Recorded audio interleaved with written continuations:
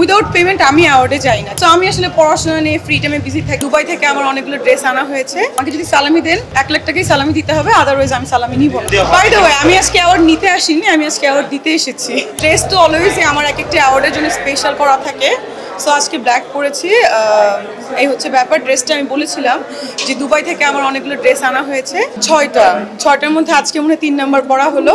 আর এই তো গত পরশু দিন একটা অ্যাওয়ার্ড ছিল, বাট আমার জ্বর, আমার এখনো গলা বসে আছে, যেতে পারিনি। আমি বলেছি যে ঈদের পরে করব, আমাদের একটা মানে আমার নামই আমি করবো ভাবছি, কারণ ওখানে বেসিক্যালি এটা কিন্তু আমি আমার জন্য করতে চেয়েছি তা না, আমাকে ওখানকার একজন কোম্পানি যারা মানে মিল্ক আর কি, উটের দুধে যে গুঁড়া, ওরা পাউডার মিল্কটা ওরা এখানে ইম্পোর্ট করে বা সমস্ত কি বলে দেশি মানে কি বলে এক্সপোর্ট করে, সরি, তারাই আমাকে বলেছে ওদের ব্র্যান্ড অ্যাম্বাসেডার হওয়ার জন্য। সো আমি বলেছি অ্যাম্বাসেডার না হয় আমাকে পার্টনার রেখে দেন, দ্যাটস ওয়াই ঈদের পরে হয়তো বা এটা শুরু হবে।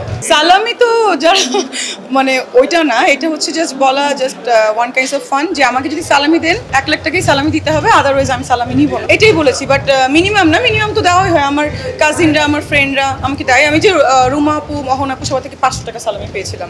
মোনালিসা হেভি ফ্লো 15 পিস প্যাকেটের সাথে 8 পিসের একটি প্যাকেট একদম ফ্রি। দেখেন, আমি আসলে এইসব ব্যাপারে কিছু বলতে চাই না।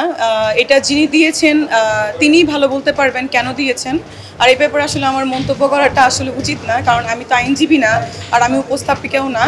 এটা আসলে ওনারা মানে বলতে পারবে ব্যাপারটা কি না। যদি এখন ওইটা বলেন তাহলে তো দেখা যায় সব প্রোগ্রামেই করা হয়, যেটার জন্য আমার এত বড় একটা ইস্যু হয়েছিল, আপনারা দেখেছেন 1 বছর আগে।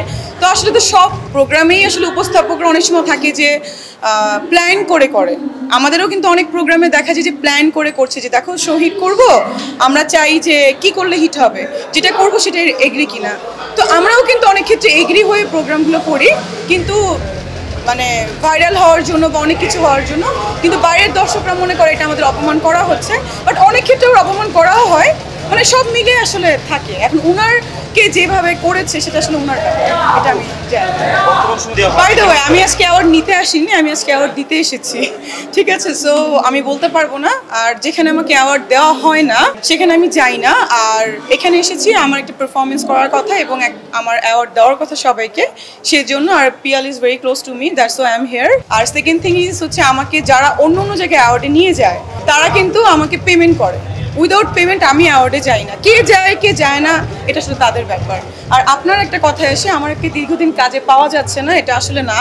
আমি 3টে ওয়েব ফিল্ম করেছি, সব নিউজ সবাই দেখেছে। এটা ঈদুল আজহায় রিলিজ হওয়ার কথা ছিল, বাট এখন ডিরেক্টর বা প্রডিউসার বলতে পারবে কি হবে। এবং আমার হাউসেরও আমি 2টো ছবি ডিক্লারেশন দিয়েছিলাম, সেটাও হবে। বিকজ আপনারা জানেন আমি একজন ডক্টর প্রফেশনালি, সো আমার আসলে টাইম হয় না। আমি ইউকেতে কিন্তু এখনও আইন নিয়ে পড়াশোনা করছি, আমার 5th সেমিস্টার শেষ। আমি ইউনিভার্সিটি অফ এসেক্সে পড়াশোনা করছি ওখানে। সো আমি আসলে পড়াশোনা নিয়ে ফ্রি টাইমে বিজি থাকি, আমার বিজনেস নিয়ে বিজি থাকি। সো আর মিডিয়াটা আমার শখে, সো আই লাভ মিডিয়া, আমি এটা ছাড়তে পারবো না। দ্যাটস ওয়াই যখন ফ্রি থাকি আমি তখন কাজ করি। এটা তো বড় পর্দারই কাজ করছি না, এটা ওয়েব ফিল্ম একটা হচ্ছে, আর ওটাকে সিনেমাই করা হচ্ছে, আপনারা দেখতে পারবেন ভেরি সুন। এটা তো আমি বলেছি আগের বারই যে আমার 6টা ড্রেস এসেছে, 6টা ড্রেসের মধ্যে এটা একটা 3 নাম্বার, আরও আছে 3টা। সো দাম তো ওই যে বললাম তারা বলতে পারে, বাট আমি দেখেছি হয়তো বা 4-5 লাখ 6 লাখ এরকম হবে এক একটা ড্রেস। আমি জাস্ট ওনারা আমাকে স্পন্সর করেছে এবং আমি নামে মাত্র একটা পেমেন্ট করেছি 6টা ড্রেস নেওয়ার জন্য।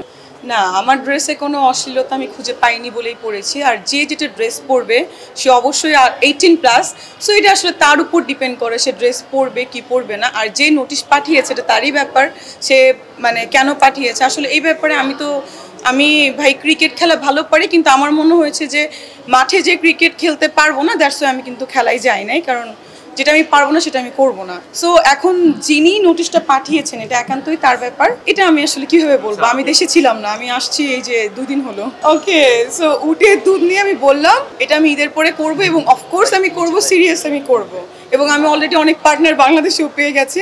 এটা কিন্তু আসলে একটা ভালো বিজনেস, মানে বিজনেস তো সবই করা যায়। সো আমি যেখানে যাই শুধু বলে যে উটের দুধ খেয়ে কী অবস্থা, সো আমি বললাম হ্যাঁ আমি তো উটের দুধ খেয়ে সুন্দর, এত মেবি না অ্যাফোর্ডেবল। আমি তো ম্যাক্সিমাম হচ্ছে লিকুইড দুধটা আমি নিয়ে আসি, আমার বাবা খায়, বিকজ আমার বাবা একটু সিক, সো ওইটার জন্য আমি এটা নিয়ে আসি লিকুইড মিল্কটা।